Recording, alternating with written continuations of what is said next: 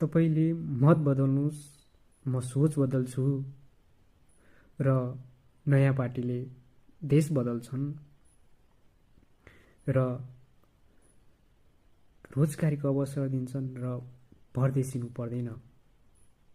अब आउने पुस्ताहरूले परदेशिनु पर्दैन।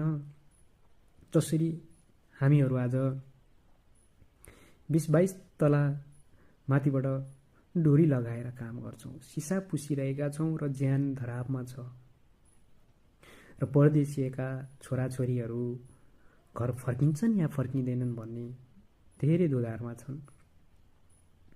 र कयौं दाजुभाइहरू यतै बिलाएका छन्, जो ठूलो सपना बोकेर आएका छन्, यतै बिलाएका छन्। आउँदा प्लेनमा आएका थिए, फर्किँदा बक्सामा फर्किएका धेरै उदाहरणहरू छन्। त्यसैले म भन्छु, यो तपाईहरुको मौका हो। बुढालाई फ्याल्नुस्, युवालाई भोट गर्नुस् र देशलाई बदल्नु छ भने यसपालि तपाईहरुको मत बदल्नुस् है बा-आमा।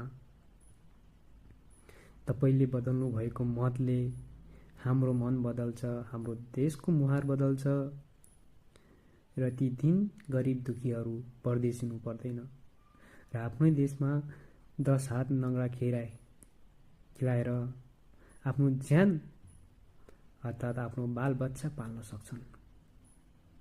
सबैभन्दा ठुलो कुरो, जति पनि नेपाली दाजुभाइ दिदीबहिनी हुनुहुन्छ, आफ्नो हक अधिकारको राम्रो सदुपयोग गर्नु होला है।